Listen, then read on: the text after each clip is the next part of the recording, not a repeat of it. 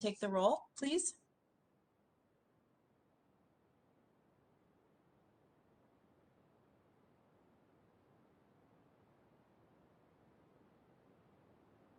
Vice Chair Lee. Present. Barber. Here. Galswick. Here. Jorgensen. Present. Rothler. Vento, who is attempting to log in. Thank you. Great. Thank you, Tammy. Next will be approval of the agenda, and without objection from anybody, we'll just proceed as approved. Are there any objections on the agenda or additions, changes? Hearing none, the agenda is approved. We'll move on to the third item on our agenda, which is approval of the minutes from the June 22nd meeting of the Audit Committee. Is there a motion to approve? So moved. Galswick moves. Is there a second? Jorgensen, second. Thank you very much. Is there any discussion or changes to the minutes as sent out to everybody in advance? And Councilmember Vento's joined us. Great to see you, Councilmember Vento. We're just on approval of the minutes. All right, seeing no other further discussion, all those in favor say aye. Aye.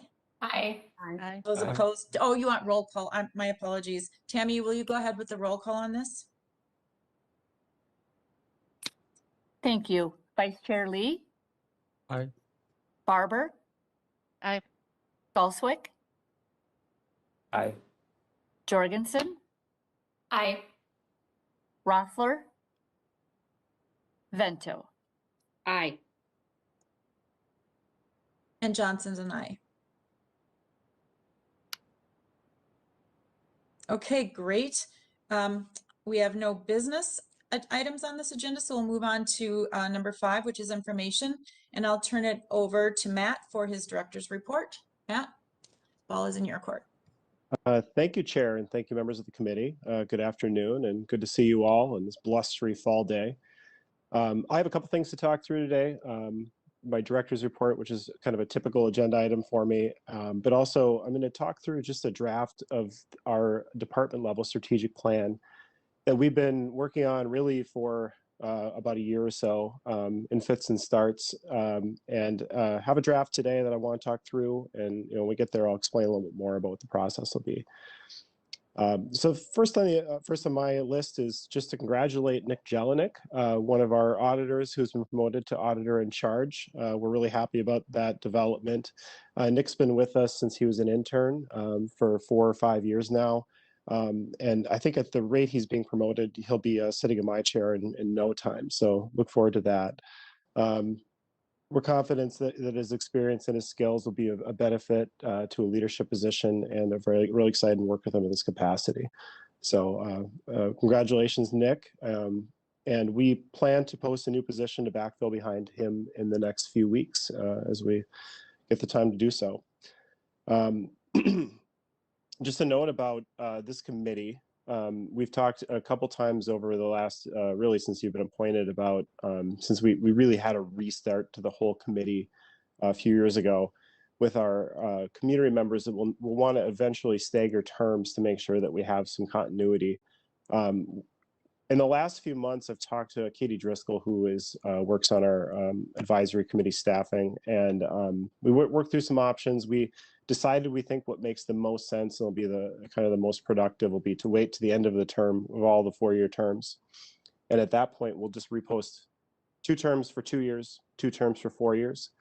What we'll probably do as well, and I've already been working with our general counsel, is to remove the requirement of the term limits that we currently have. I think it really, accept any sort of like comments that you might have on that, but I think from my perspective, there's certainly value in having some continuity and some getting people that are going to know our organization over time. And we've certainly valued the committee members, the 4 that we have right now, very much. So that would give the opportunity for for 2 members to be reappointed for 2 years, but still be able to continue on if they so chose to do so beyond that, what would be a total of 6 years. So we'll talk more about that as as it comes. That'll really be to coincide with the when our new council arrives a few years from now. So still in our minds, and we've been kind of working through some options. But that's at this point what we've decided to go with is just kind of let the term play out and go from there. Our audit team continues to work pretty much full-time telework. A number of us have been going to the office a day or two a week, and it's been nice to see people in person. Our facility is available to folks, but we're not requiring anybody to come in.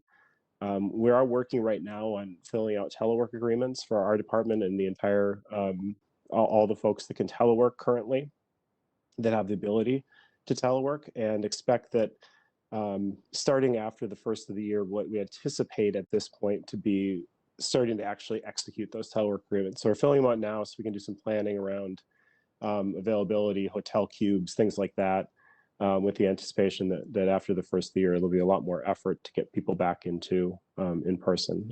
Something I'm certainly looking forward to. Well, I think that we've been productive working remotely. I think that there is a bit of working together in person that's hard to duplicate for the long term and build a culture and a camaraderie and teamwork. So looking forward to getting people back on site at least a few days a week. But we'll continue to monitor, obviously, as we have continuously the state of the pandemic and some other factors as well.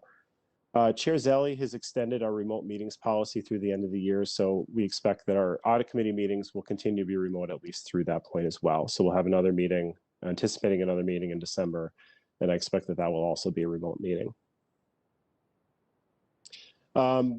Just another kind of my annual disclosure, or my quarterly disclosure, that I continue to work on the incident command structure. Something I think we all anticipated to be about a month or two is now on its about 18th month of effort. I'm serving as a planning chief for Robert Street Regional Administration Community Development. And our work, while we were winding down over the summer, really picked up again in the fall due to our requirement for all employees to either be vaccinated or submit to regular testing. And that started last month, or actually earlier this month, October 11th or October 4th. So that was quite a bit of work for our group, but we've kind of settled the groove with that. And hopefully, I think as we all hope, the pandemic will start to wind down and we'll start to have less responsibilities around incident command. A couple of external audits I want to make sure you're aware of. First, the Office of Legislative Auditor. This isn't actually technically an audit. It's a inquiry. They're asking some questions about Southwest Light Rail and change orders. So we are currently in the process of responding to the OLA. As with many other external audits, I'm playing a role of coordination, which is to say that I'm basically passing information back and forth between the OLA and the project team. So we're continuing to respond, and the OLA has indicated that they will make a decision about whether there's a full audit potentially next year. There's a couple different options they could do here, or it could just be responding to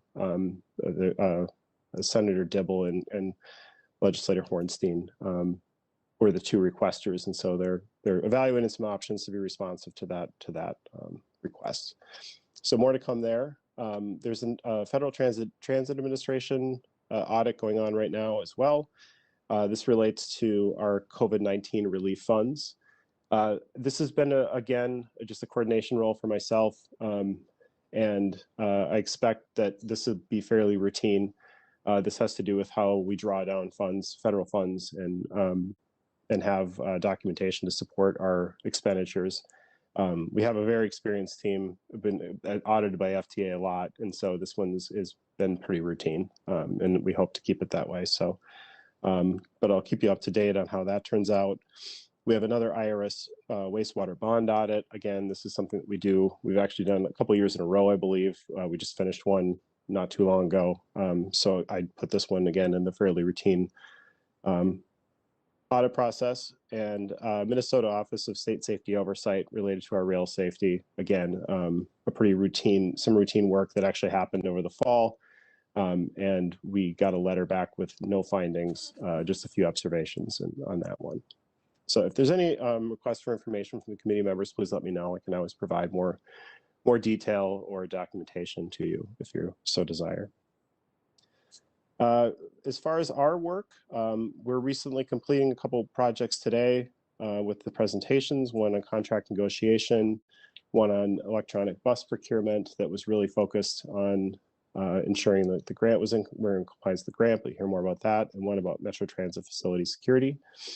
We continue to work on a couple other projects, our MnDOT funding agreements, Metro Transit safety, local agent security officer contract review, communications consultation, technology governance, and job classification process. So those are in various stages of completion.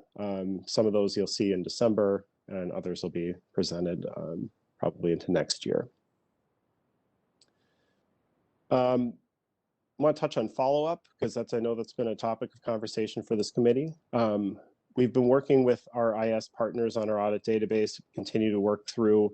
We did a pretty comprehensive review of all the information that was stored in the database to make sure it was valid, that it was up to date, that we were treating information the same way. So that took a few weeks. That generated a number of comments back to IS to work out some bugs in the system and change how some of the information is stored. They've been working through those items. We're getting pretty close to a place where we'll have our reporting structure ready to go. And I expect that by December, we're going to start to have some reports out of the system that'll communicate our past audit findings, follow up in a quantitative form. One thing I want to note is that we have started to work in the back end of our audit work with thinking through what our follow-up procedures will be. So in other words, when we have a report, when we're completing the work, to think through when we make a recommendation, how and why, or what are we going to do to make sure that that recommendation is followed through. The options can be just to ask the questions again in risk assessment when it comes up the next year. In some cases, if we're saying, for example, that we're looking for a work instruction to be produced as a control, that we would take and review that work instruction, make sure it met the spirit of the recommendation, and that would be our confirmation that we'd close the recommendation.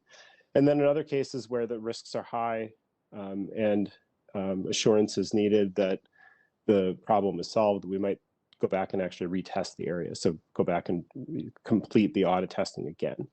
So trying to think through that at an earlier stage and make sure we're planning for that work throughout the year. So you might start to see, as we work through our audit plan this year, you might start to see some follow-up testing in areas that have significant risk that carries forward. So it's another way that we're going to be tracking our database, and another area that you'll see reports on. So definitely putting the work in this year to really think through how we're going to do this in a more formal way and be able to report in a more formal way to the committee. We are currently working on a risk assessment for our 2022 audit plan. We've taken somewhere in the neighborhood of 50, I don't know the exact number of meetings this year, but something like 50 or so. Having some targeted question areas. We continue to focus on equity. We continue to focus on some of the external risk factors around COVID, and are certainly thinking about emerging external risks like the labor market and some other things going on in the community. So asking, as we go through, kind of systematically questions about those areas to make sure that we're covering those in our risk assessment.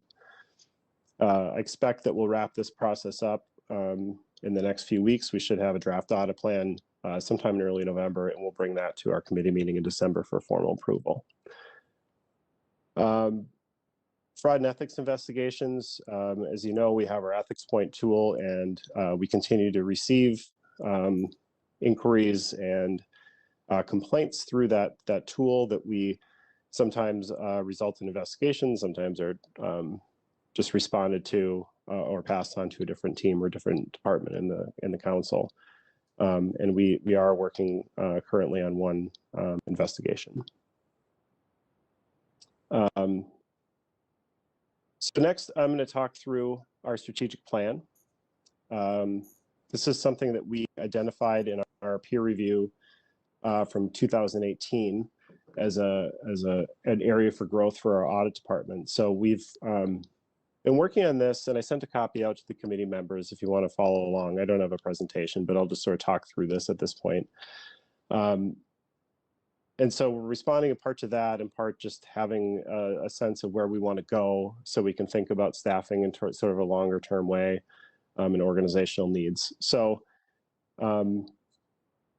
the strategic plan basically starts with the mission and vision, largely taken from our audit charter, and our vision to be a right-sized and appropriately trained team of trusted advisors working in partnership with stakeholders to deliver assurance and consulting services to help the Metropolitan Council achieve goals and objectives set forth in the strategic plan.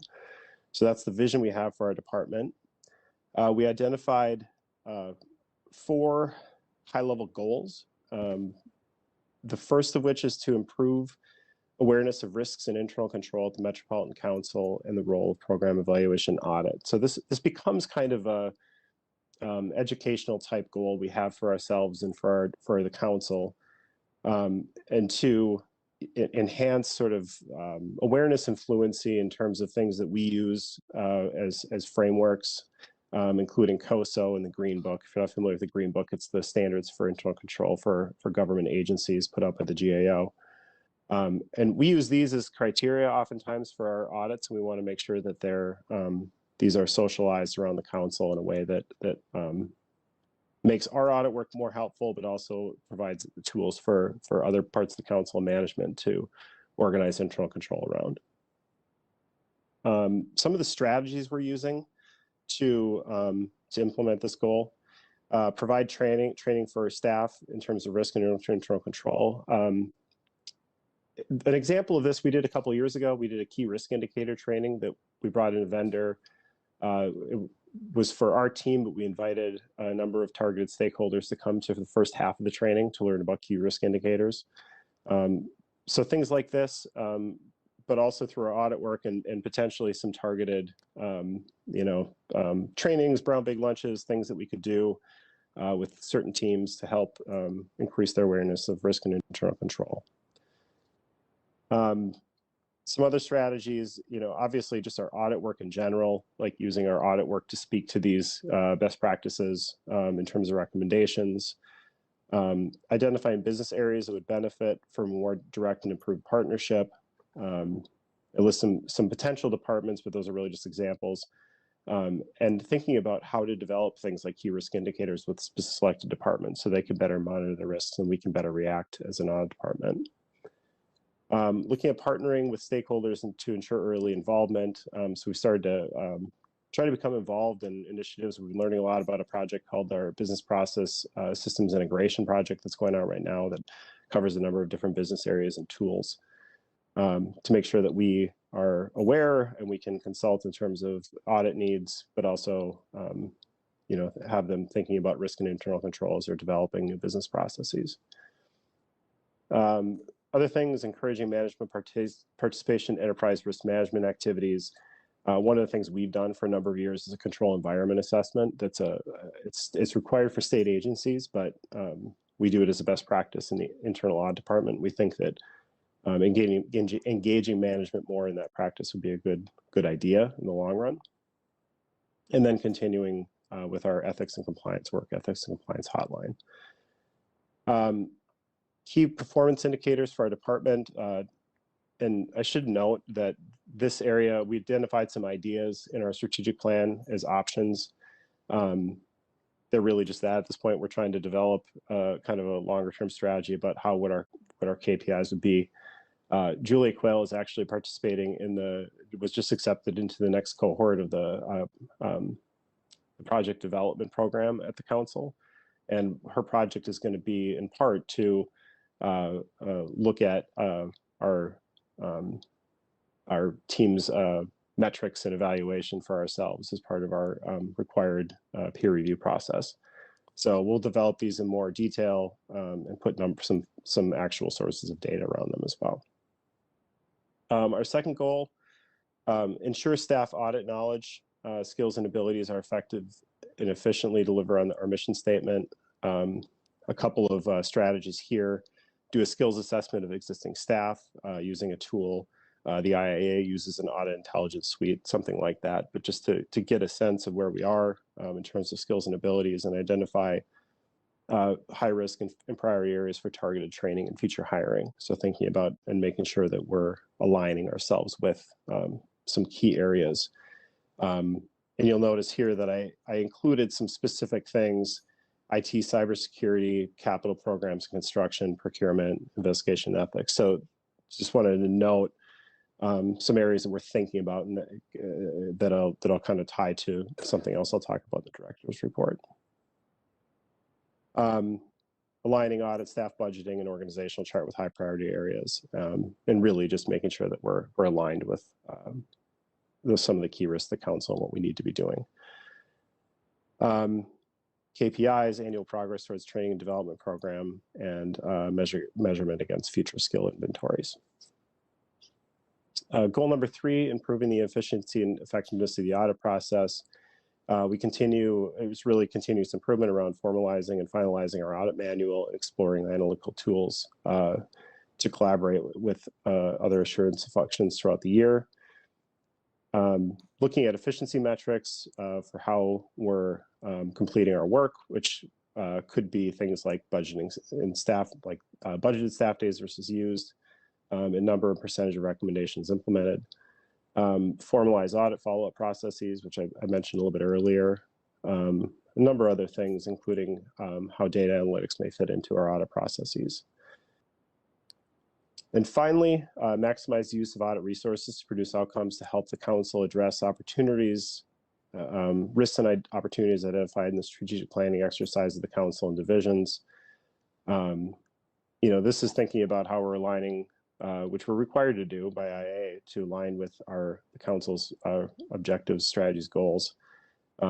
So the strategies here are really just aligning more formally with the council's strategic plan and division level strategic plans, and then thinking too on the back end of how we can think about the number and percentage of recommendations we issue by strategic planning goals. So that was a very quick high-level overview of the strategic plan. I wanted to talk through this today. I would be willing to engage with any of the committee members over the next few weeks as we finalize this. We'll bring it back in December for a formal approval and vote. So if there's comments, certainly an opportunity to do so. We'll be sharing this with senior executives as well. I'll bring a version of this to the executive team in the next few weeks, and then hope to complete it by the end of December. Any questions on this before I move on? I can take a sip of water. Are there any questions from committee members? I see Committee Member Jorgensen's hand up. Okay, Committee Member Jorgensen and then Committee Member Galswick. Thank you, Chair Johnson, and thank you, Mr. Latour, for your very thorough update. Appreciate that, and I also appreciate the work that's being done on the audit follow-up. I'm the one that keeps bringing this up, and I'm going to do so again. Just want to make sure that that piece of your plan continues to move forward. One thing I'm not sure that I heard you mention is whether or not the audit findings that you're going to be talking about have a severity rating or like an essential rating. Could you address that, please? Yeah, Committee Member Jorgensen. So we've had a system in place where we've talked about essential. I think it's essential, significant, and then there's actually 2 that are really both consideration. What we found over time is that everything ended up either being consideration or essential. So what we're really trying to do is, rather than, and we actually did an exercise where we looked across other audit shops to see how other audit departments tackle this question of like what rating system are used, and found a mixed bag of some that have something similar, high, medium, or low, or significant, essential, consideration type rubric. And then there's actually a lot of audit shops that don't specifically cite, put a rating on it. What I'm hoping to do is really with the, the categorization of how we treat follow-up, plus being a lot more explicit about when we talk about the effect, and the auditors will know what I mean. What condition, criteria, cause, effect, what the potential effects are, that we should be really explicit about what the risks are around the finding and the recommendation. And so what I really want to do is make sure that that's clear. I know we've had comments in this committee about what that effect is and what the risks are. And so trying to be more clear about what that piece of it is. And so that can be carried forward into follow-up in terms of, if there's recommendations that after a period of time haven't been followed up on, what was the risk identified? Does the risk still exist? And is the risk either addressed, mitigated, or accepted by the business? So, so at least right now, I'm thinking about not explicitly talking about like putting a rating around it, just because I found it challenging and less useful than really focusing on what the risks are. Okay. Thank you, Mr. Latour. Committee Member Galswick. Yeah, thank you, Chair Johnson. Yeah, thank you, Chair Johnson. So first, I have a couple of questions, but first on follow-up to add on to that. I know you're thinking through the various ways in which you could conduct follow-up. One thing I would encourage considering is having some sort of regular schedule and report back to this committee on when were things due, are they past due, just as kind of a regular cadence, because I think, at least from my experience, I've found that helps to actually drive completion when they know that, it's going to be reported out to the committee in February. You're going to get a lot more traction than, well, we'll report it out or go back and test it once you have it done.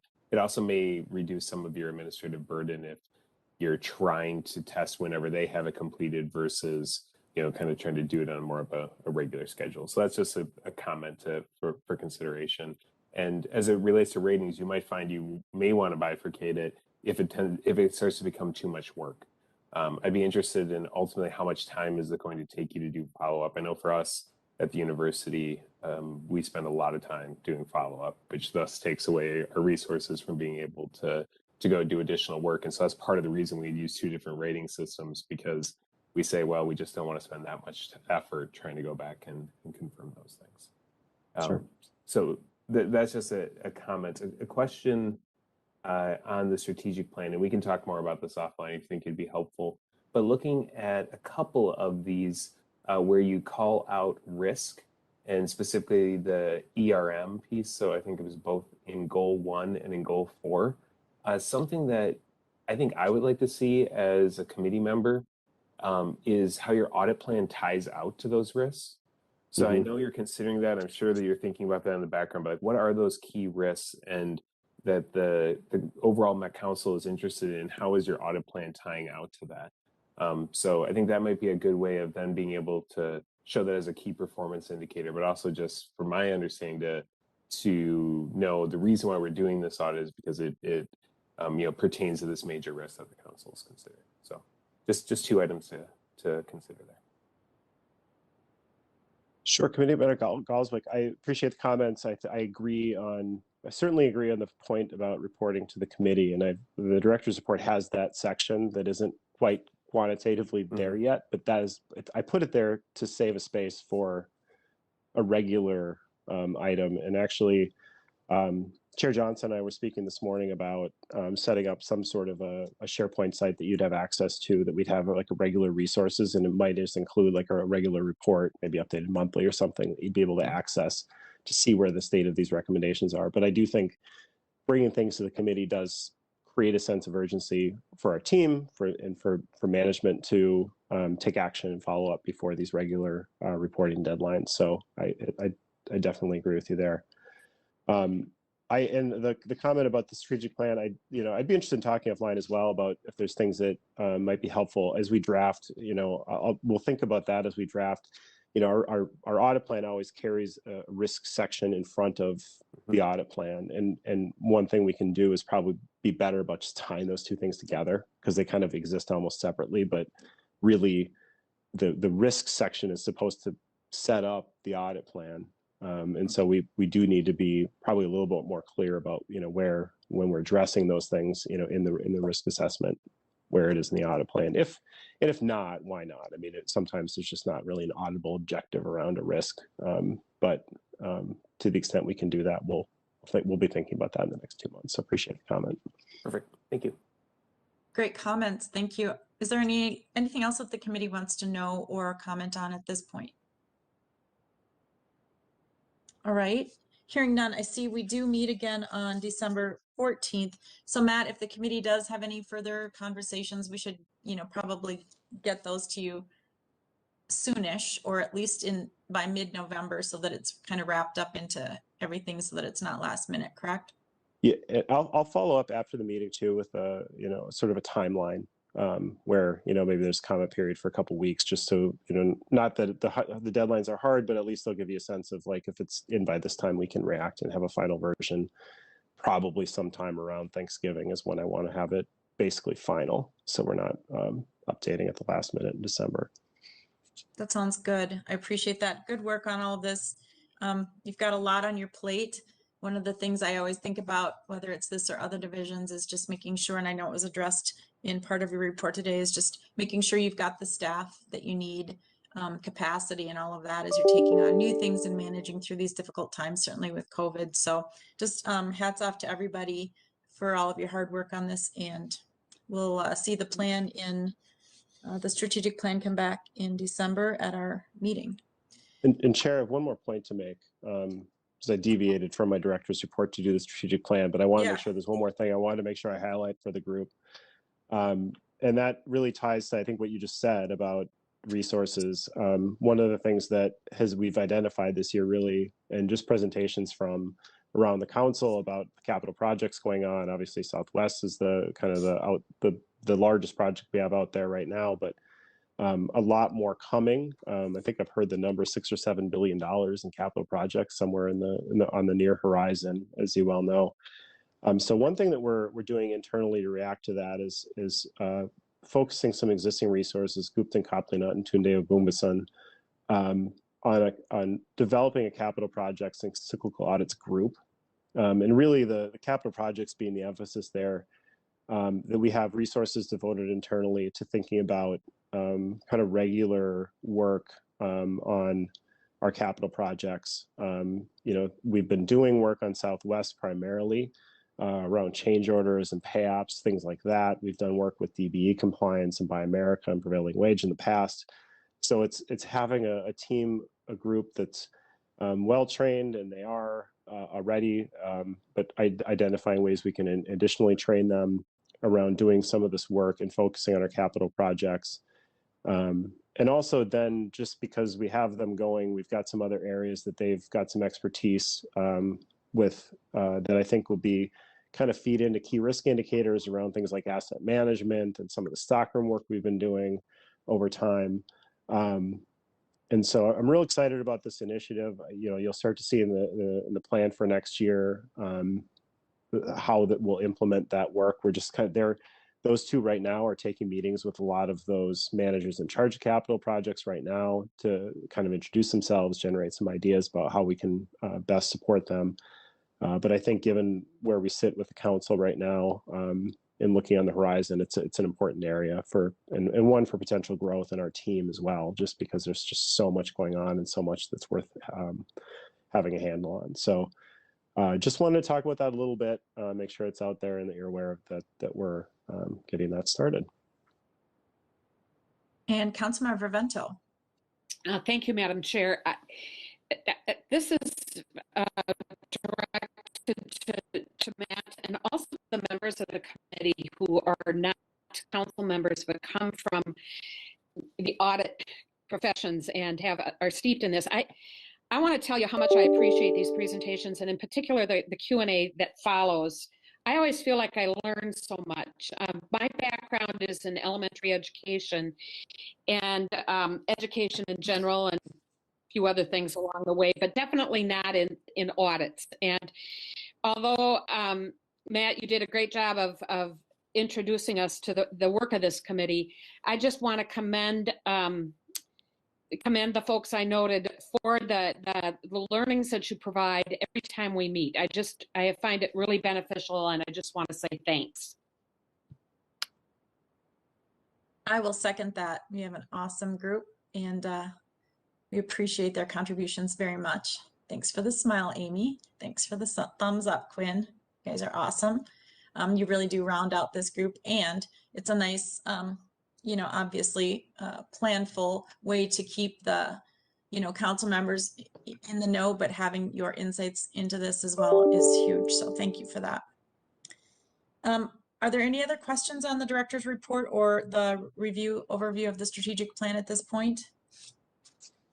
Chair Johnson, this is Andra Rothler, and I'm Oh. sorry, but I'm having some issues with my WebEx, so I can't do a smiley face or a thumbs up, but thank you very much.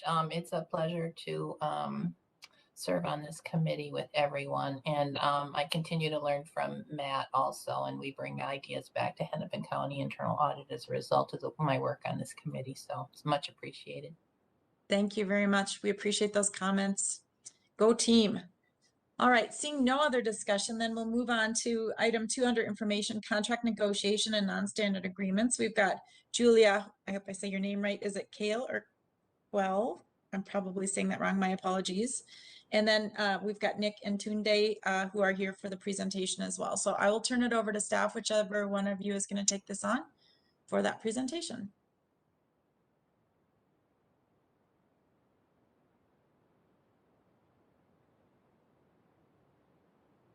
Madam Chair, members of the committee, we are here to present the contract negotiations and non-standard agreements audit. Just want to, one moment as I fire this up. All right, my colleague Tunde and I will be presenting the results here. So, just to give you a little bit of background, we reviewed the non-standard agreements process. So a non-standard agreement is one where the agreement varies from our standard contract or standard template. So, for example, if somebody wanted to negotiate on a couple clauses or amounts, that would be kind of considered non-standard. And so typically these are interagency agreements, procurements, grants, revenue items, and then there's a 5th category of miscellaneous. The team has 4 full-time employees to manage contract negotiations. This includes the assistant director of procurement, and the team also consists of 3 lawyers. But this team works together with project managers, risk management, and the Office of General Counsel to help limit the risk that our non-standard agreements pose. To give an overview briefly of our objectives and scope, the first thing we wanted to figure out was the most commonly negotiated clauses. Second, we wanted to make sure that our contracts were compliant with regulations and policy. Finally, we also wanted to take a look at the contract negotiations process's efficiency. To touch on the scope here, we reviewed specifically executed non-standard agreements from January 1st, 2020 to January 1st, 2021. By executed, I mean those that were completed, signed, and implemented. We also reviewed the procurement's contract log database for open assignments for dates in May and June of 2021. Briefly, the methodology, we did a lot of interviews. We interviewed all of the contract negotiators, and we also met with various other groups around the council. Ended up being 14 different stakeholders, including people in information services, the Metro Transit Police Department, the Gold Line office, and OGC and risk management as well. We also did a document review where we reviewed a selection of the 205 executed agreements in the last year. This selection was representative of the agreement type and value, but we selected which ones we wanted to review. Then also we reviewed the contract log database for the open agreements and also get a sense of the aging of the agreements inside the database.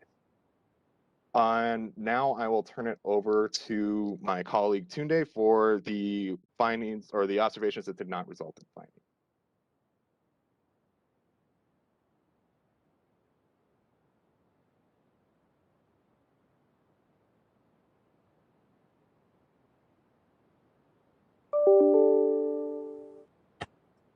I'm trying to unmute. Can everybody hear me now? We can hear you, Tunde. Okay, I'm scared for a minute. Madam Chair, committee members, members of the public, good afternoon again. You made a lot of observations, but I will very quickly, very lightly, touch on a few observations that resonated with me quite loudly. Okay, here goes. Non-standard agreements are viewed as less risky.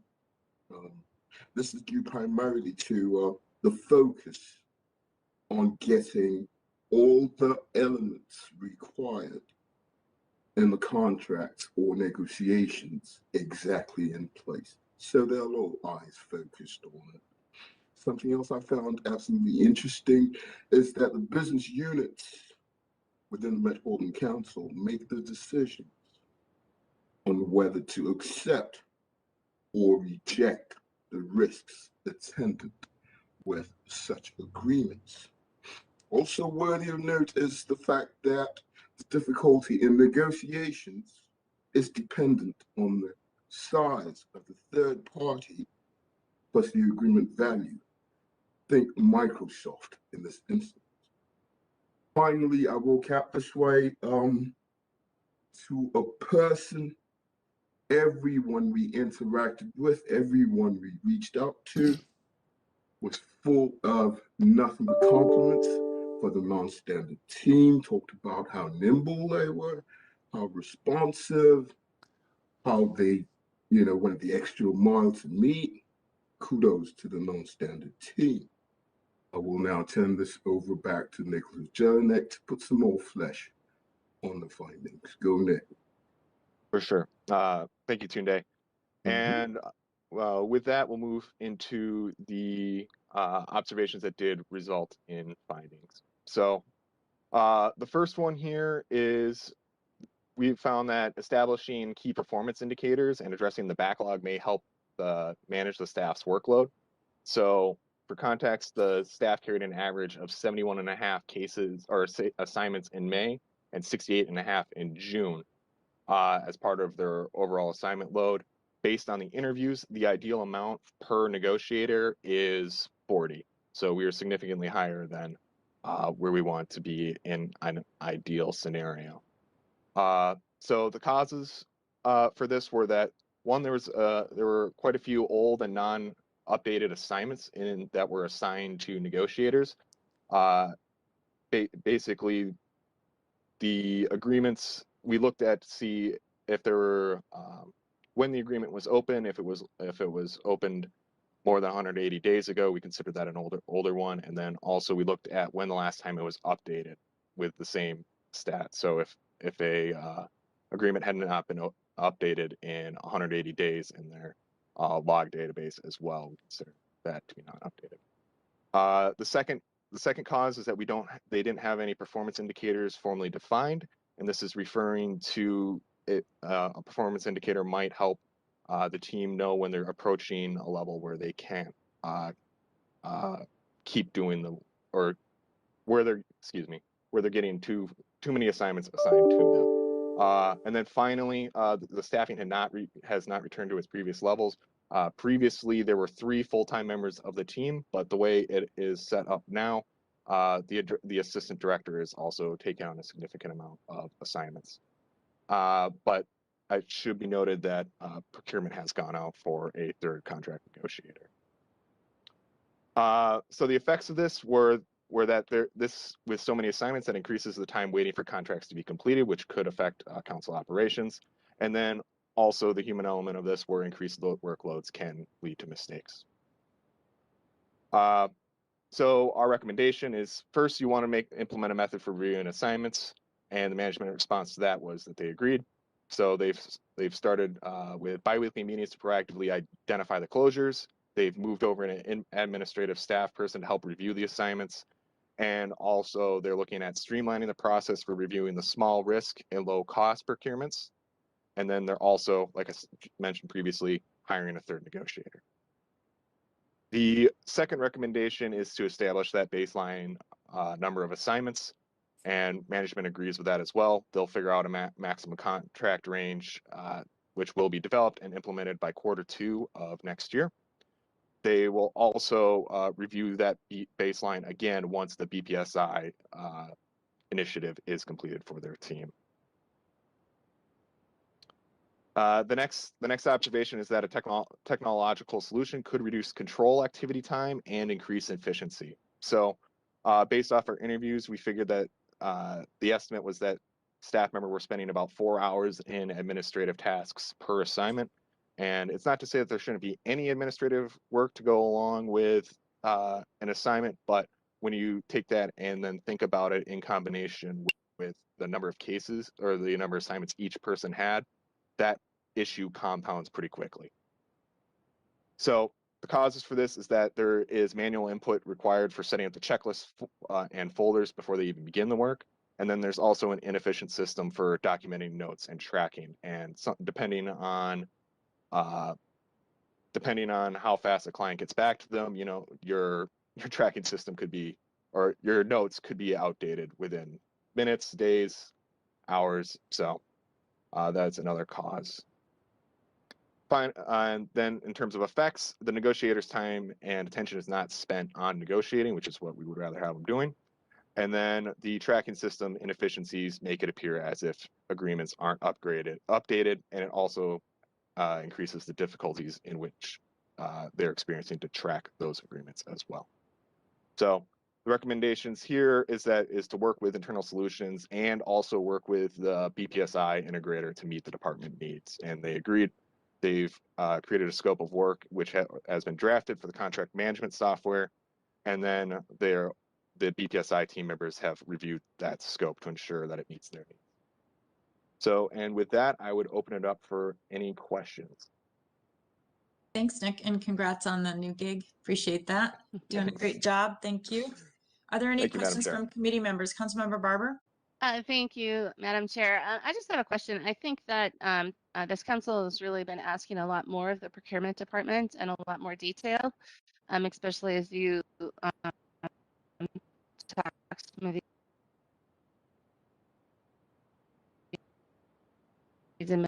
that's something that's Councilmember Barber, I think you might be having connection issues, or else I am. Is everyone else able to hear Councilmember Barber clearly? bring that up. Yeah, Madam Chair, I'm struggling to hear the question. I'm sorry. Councilmember Barber, All right. can you try without video, or maybe All right. Can you you're hear good me? now? Here, yep, I'm turning my video off. Can you hear me now? Yes. Okay. All right. So my question was, I think this council is asking a lot more information and detail from the and things that come to us in their feedback. Did you get that, Nick? All right. Madam Chair, I'm sorry to say no, I did not. Deb, or Councilmember Barber, if you want to type that in, I'm happy to make sure we can put that into the record and ask the question. Sorry. Well, let's move on. And are there any other questions while we make sure we get Councilmember Barber's question documented and asked? Councilmember Lee. Thanks, Madam Chair. My question is, if the staffing level was not to previous levels, was that in the context of us being in a pandemic, or why was the position maybe not filled as earlier? Yeah, Madam Chair, members of the committee, Vice Chair Lee. So I wouldn't say it was just there was a lot of turnover in that department where staff are going on to other things, but I think for any additional detail, I would have to defer to the Director of Procurement. Thank you. Madam Chair, committee members, Jody Jacoby, Director of the Procurement Department. And thanks so much first to Internal Audit for their good work on this audit and really helping understand some of the challenges that this unit has faced and continues to be challenged with in working on these vendor-generated agreements and interagency agreements. I think I understand the question from Councilmember Lee that why was it understaffed, or was there staff turnover? Is that the extent of your question? Mm-hmm. So Historically, this is again a relatively new unit within procurement. Previously, these agreements all went through our Office of General Counsel, and I believe the contract negotiators have been part of the department for about 5, maybe 6 years. And as we have continued to have staff work on these projects, there's been a lot more consistency. And the agreements that were formally worked on with the Office of General Counsel or independently within the business units have now come into procurement. And so it has been pretty static from a perspective of staff in those positions. However, we just received approval and hired an additional FTE to work on all of these agreements that are coming in. Thank you. Did that answer your question, Councilmember Lee? Yeah, yeah. Thanks, Great. Chair. Next up is Committee Member Jorgensen. Thank you, Chair Johnson. Just a couple of questions. So was there any work that was done to determine the average or mean time to negotiate contracts? That's my first question. And then my second question is, you were talking about some issues that were maybe over 180 days old. And does that mean then that those contracts were unfinished at that point in time and are still waiting to be completed? Those are my two questions. Sure, Madam Chair, Committee Member Jorgensen. I'll start with the first about the median days, and we talked about this a little bit during in reference to the non-finding observations. So there were too many variables to accurately kind of predict how long an agreement should take, and that's due to a lot of it's due to that we're negotiating with third parties and we don't have full control over that process. And I'm sorry, and could you remind me of the second question? Second question is, you were talking about some issues that were maybe over 180 days old. And does that mean then that these are contracts sitting out there that need to be negotiated that are quite old, that are unresolved? So, Madam Chair, members of the committee, I would take that as more, it was hard to determine which ones were actively being negotiated on. So that was part of the issues with their tracking system and not going back and reviewing those open assignments and closing them out. So once the system that they've implemented, including the review, I believe it was biweekly reviews and bringing on an administrative staff to help review those, I would anticipate that it would be easier to answer that question. Did that answer your questions? Just a follow up then to Ms. Jacoby. So what is your sense then on if there are contracts that are that age or older that are waiting for action? Is it simply a record keeping thing, or do you actually have some agreements that needed to be closed out that were not? Madam Chair, Councilmember Jorgensen, these agreements that were referenced in the audit of 180 days really aren't waiting to be finished. Some of them aren't needed anymore because of the negotiations or different needs of the business units, or have been purposefully paused by the business unit. And the unit continues to work with the contract negotiation unit within procurement, continues to communicate with the business unit and then prioritize based on the needs of the business unit. And certainly we are continuing to implement measures to review old agreements and current assignments. And the non-standard team has bi-weekly meetings where the assignment lists are now being shared to proactively identify closures. But it's really, really a case-by-case situation, and each one of these agreements are unique, but just know that we're looking at them closely and having more conversations to ensure that the contract negotiation team can help keep the business unit moving forward. Thank you. Just one quick follow-up too, and I think this was answered, but I want to make sure to the question. So we looked at May and June, and we identified the numbers that were being handled per person. Is there an average? Is this high? Were they were they at points in the year when contract negotiations are at peak, or is there an ebb and flow to that? Madam Chair, oh, I I was going apologize, to defer to Nick. you, so don't worry. Madam Chair, really it's inconsistent in how many contracts that there are for this unit to review. It ebbs and flow really depending on the needs. As Audit Director Latour indicated at the beginning of the meeting, there is a significant number of capital projects that our agency is working on. And a lot of those projects have a lot of interagency agreements and other agreements that we're working on in collaboration with the business unit and also with our various public agency partners to get ready.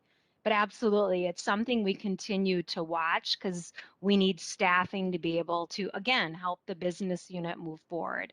And we've been very fortunate to be able to continue to measure the workload and have an additional FTE that has been hired and will start officially November 1st to help this unit.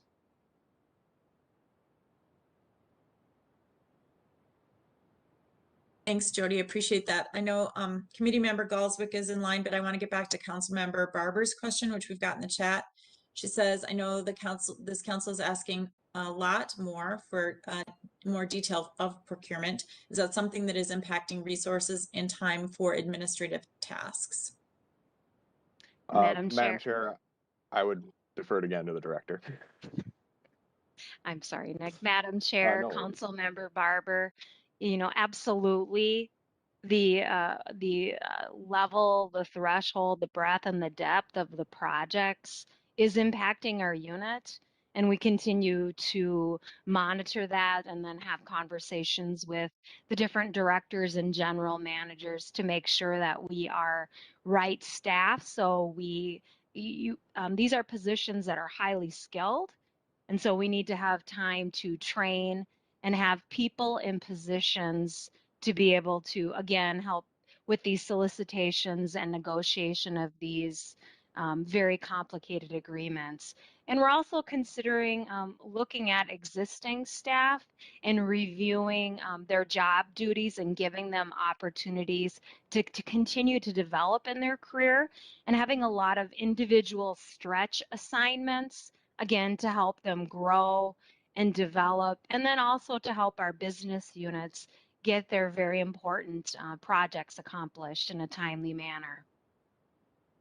Thanks, Jody. And I know, and maybe Councilmember Barber was thinking of some of this, but certainly there's, with this council working on our goals around DBE and, you know, diversity contracts, minority, BIPOC, women, you know, I know that that is putting more pressure on too. And at the same time, I know this council holds all of this, and that especially is a high priority. So again, I think a lot of times when I'm hearing us go through budgeting and I'm hearing department plans for the upcoming year, you know, it a lot of the time goes back to capacity and staff.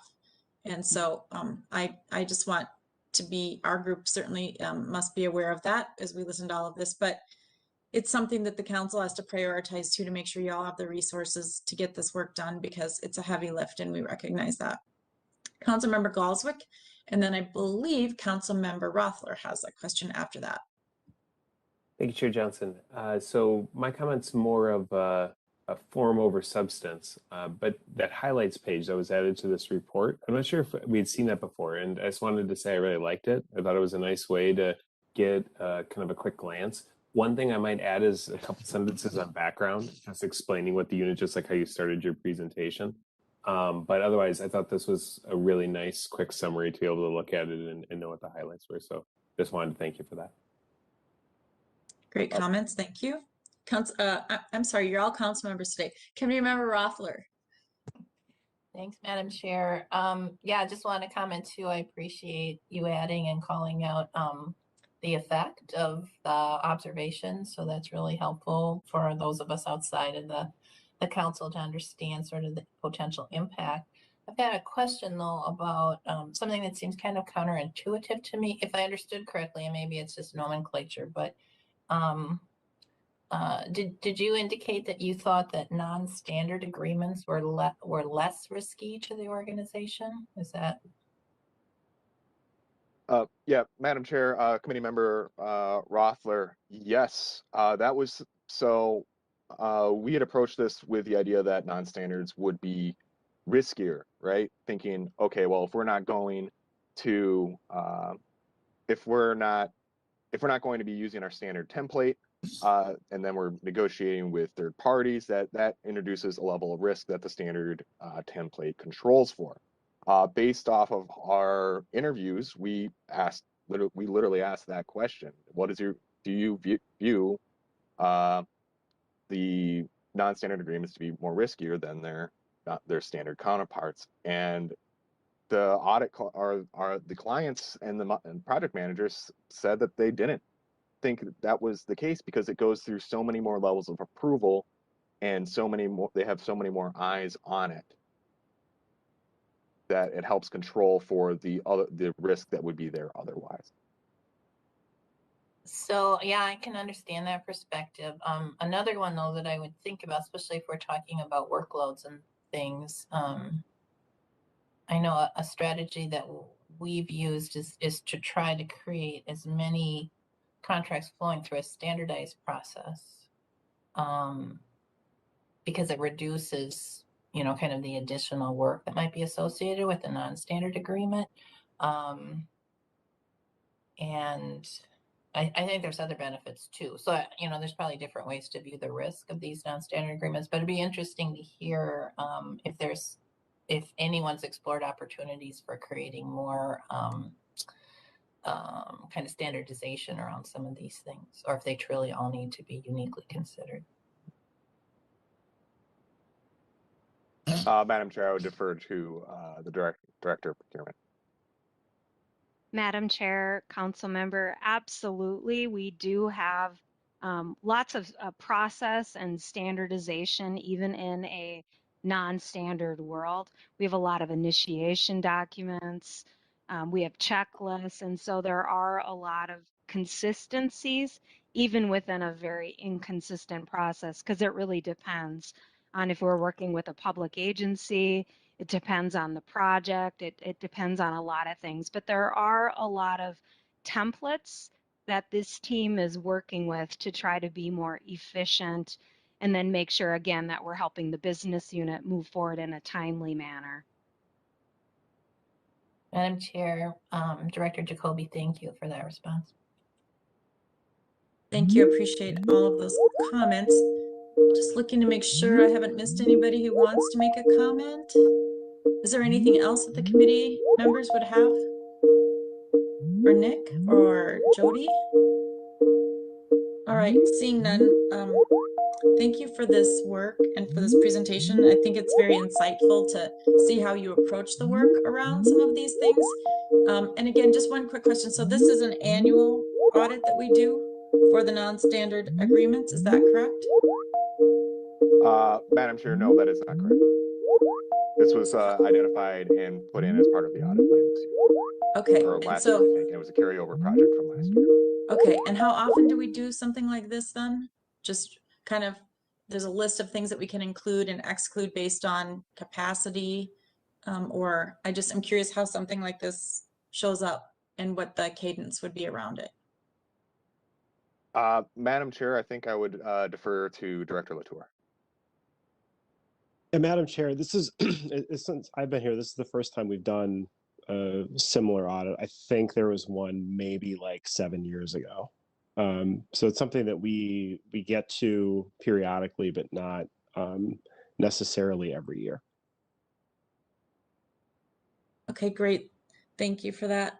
And again, I know it doesn't live in audit, but I think, again, just organizationally, all the way up to the council's administrators and directors and to the council itself, it'll be interesting to see, again, how we manage what I think are a lot of full plates already, and especially as it relates to some of the items that we're seeing coming through audit, because we want to keep everybody on the team with amounts of work that they can handle, so that we aren't dropping the ball anywhere, missing anything, right? And that's some of the things that end up in audit and just do appreciate all the hard work though that is taking place, and appreciate how this process is bringing some of these items forward, and appreciate your work, Nick and Tunde, on this as well. So with no other questions on this item, we will move on to item 3 under information, the C-Line Electric Bus Pilot Project Audit.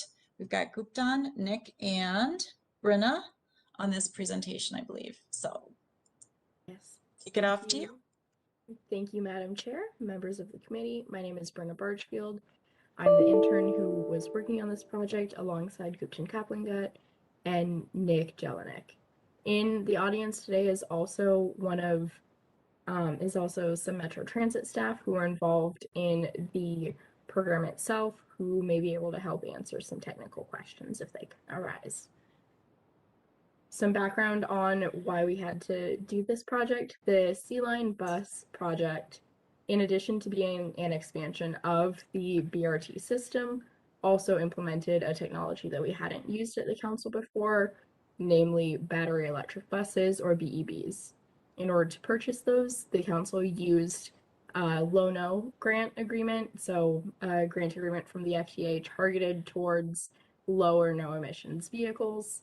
And there were also challenges with the chargers that led to buses at times not being able to complete the route as needed.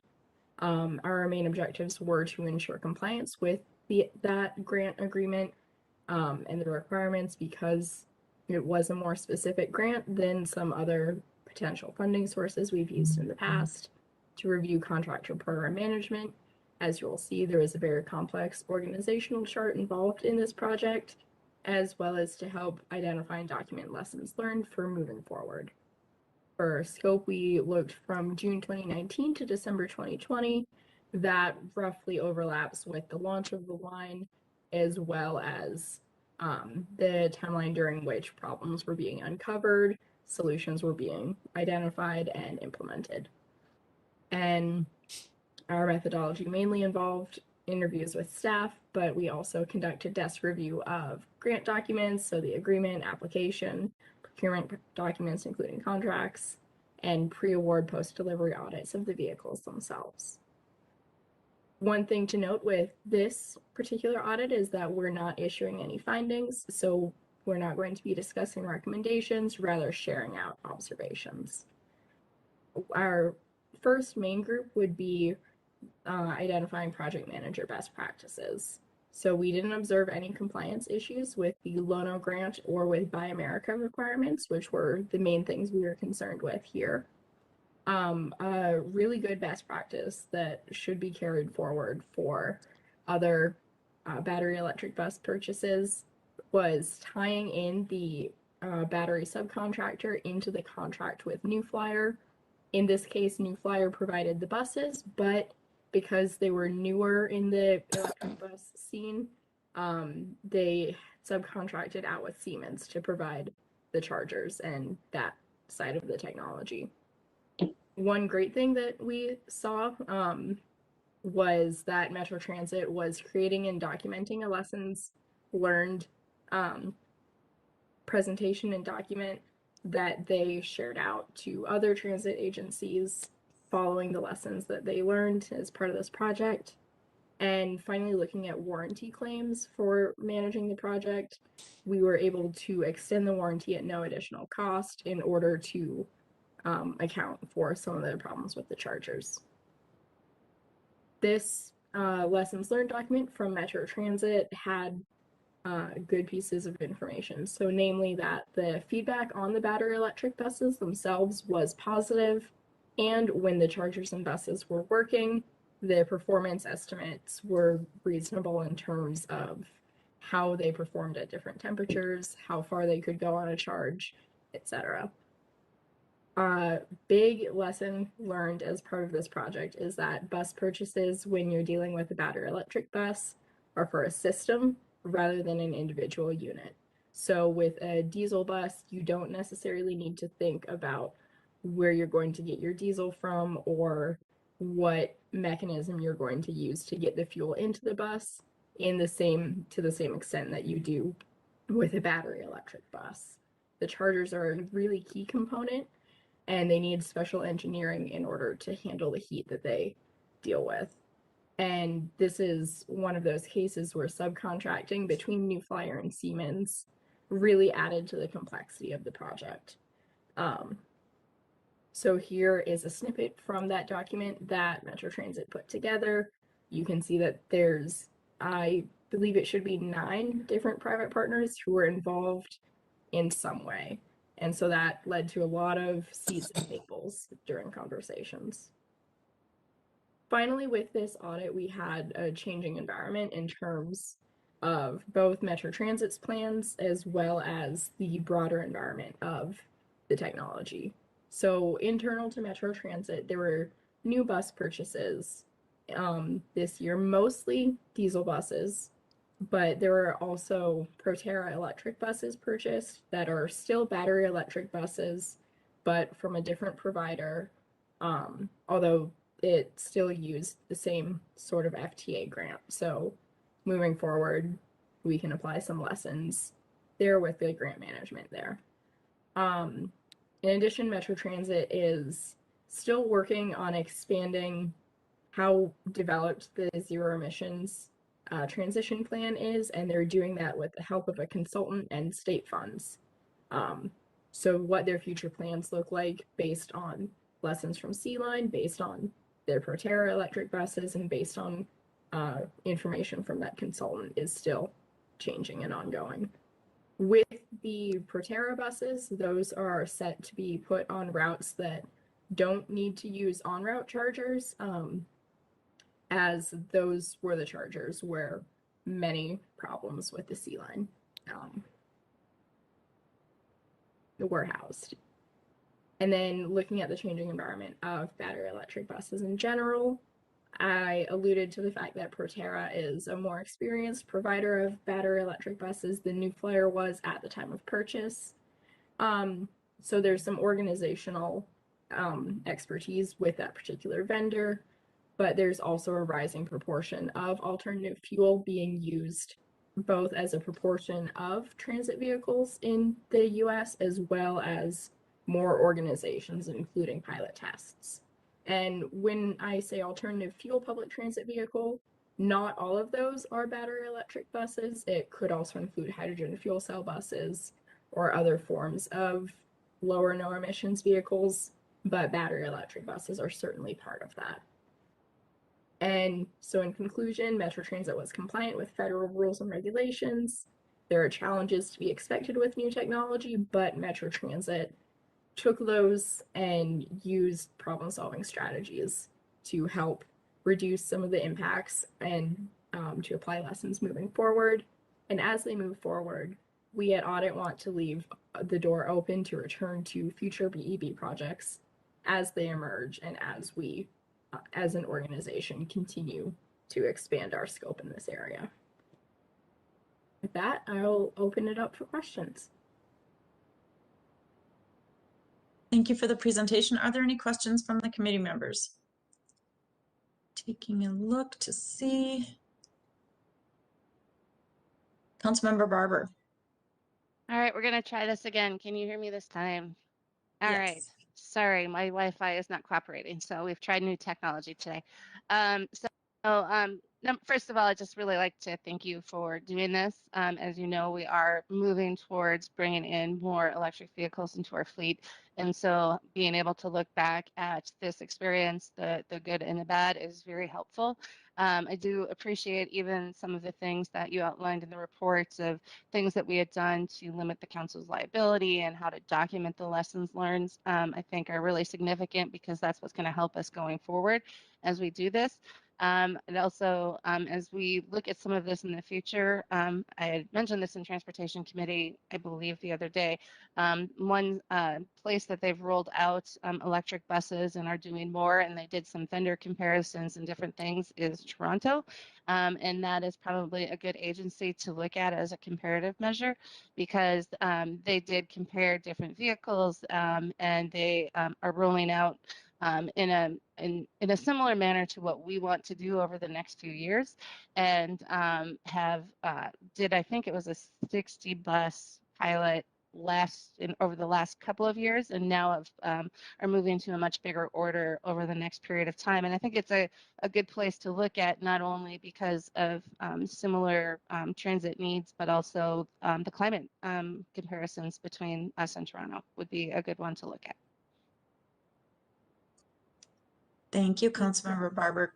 It's also good to have you on this committee because of all of those contracts relating to transit and transportation. Thank you. Any other questions from committee members? Committee member Goswick. Thank you again, Chair Johnson.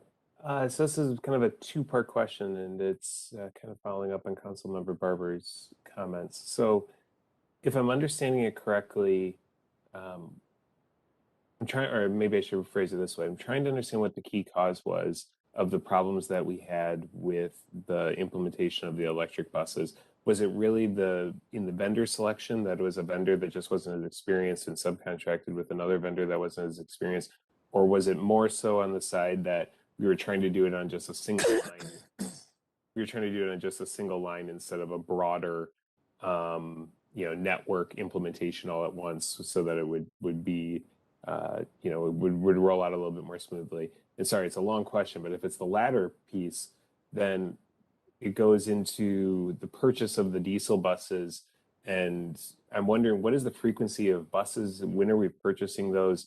And will it ultimately, if we wanted to move towards the electric, would it ultimately mean a very large, substantial purchase? We have to switch several lines at once if we're going to make this work.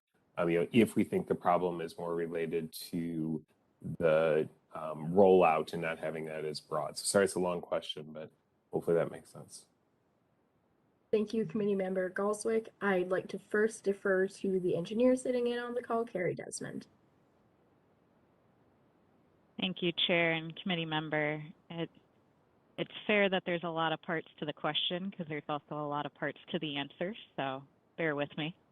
My name is Carrie Desmond. I work in engineering at Metro Transit, and I'm the principal engineer responsible for electric bus infrastructure for Metro Transit, as well as the project manager for our zero emission bus transition plan. So a lot of work going on in this space right now at Metro Transit. And I'll start by saying this, and it may sound a bit abrupt, but I'm quite serious when I say it. Our first 8 buses, electric buses, were serial numbers 1 through 8 for the buses. Our first 8 chargers at our Haywood garage, which is kind of the backbone of the charging infrastructure, if you will, because our goal is to charge the buses fully overnight, every night, were serial numbers 1 through 8. And our 2 en-route chargers that are at the Brooklyn Center Transit Center, which is where we do short charges on layover to help extend range to keep the buses en route longer throughout the day, were serial numbers 1 and 2. And I share that to make the point that these are all very experienced vendors. We have many buses from New Flyer in our fleet. They've been around for many decades, and our chargers from Siemens is a global firm, been around for many, many decades as well. But this is a very new emerging technology. And so being on the leading edge of this work and getting products that were being put in real life service for the first time on our system was bound to come with some number of challenges.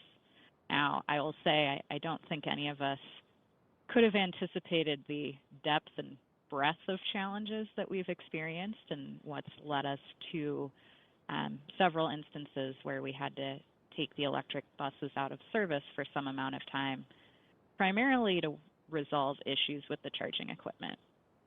I don't think any of us could have seen that coming to this degree. But what I will say is we have a very collaborative relationship with all of the vendors involved, focused on getting to root cause and resolving issues and doing what we can to ensure that they don't come back in the same form.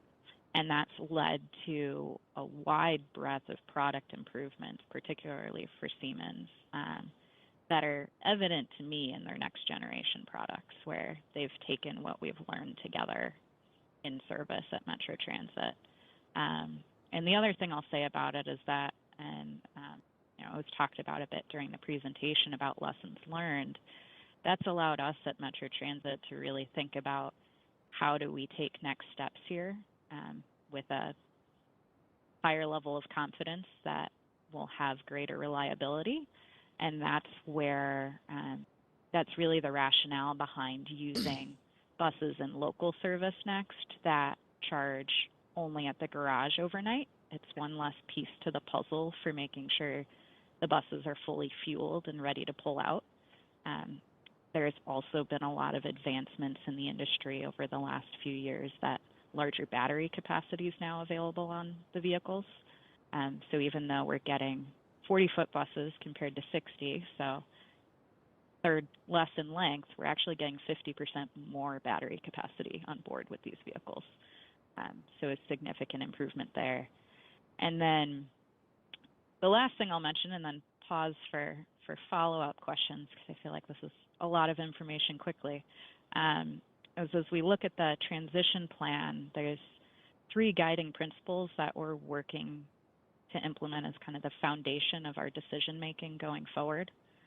The first being technical viability, that the vehicle and the charging strategy is right-sized for the service based on what we've learned, so that buses going out on the street have enough battery capacity to complete their piece of work for the day. The other 2 I'll touch on, less relevant maybe to this conversation, but looking at equity and environmental justice. So how do we prioritize where we're deploying the next vehicles that come into the system, and the financial impact, recognizing that there's significant increased capital costs with deploying electric buses compared to diesels. Okay. Does that answer your question? There's a lot there. Any follow-up? Member Goswick, go ahead. Yeah, thank you, Chair Johnson. Real quick, so if I'm understanding you, then it sounds like it was more of a technical issue than it was the kind of system issue of meaning, we need to do this at a larger scale in order for it to properly scale. And then just for my information, what is the frequency again of the bus kind of turnover? So how frequently are we replacing our diesel buses currently? So the ones we purchased in March, is that a 10-year investment? Is that a 5-year investment? 20 years? What are those? Fair committee member, they are 12 years or 500,000 miles for the Federal Transit Administration, whichever comes first. Okay. And how many buses do we have in our fleet? A little over 900. Okay, thank you.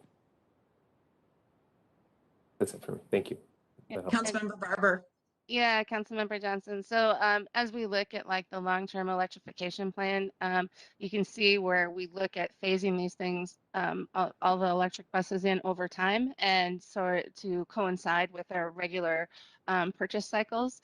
But that also gives us time as we're looking, because the technology is evolving so quickly. As Carrie mentioned, we're really on the leading edge of some of this work. And so it gives us an opportunity to adapt and change the technology as it makes sense to make sure that we're getting the best that's on the market, because it is very rapidly changing and the batteries are improving. Thank you, Councilmember Barber.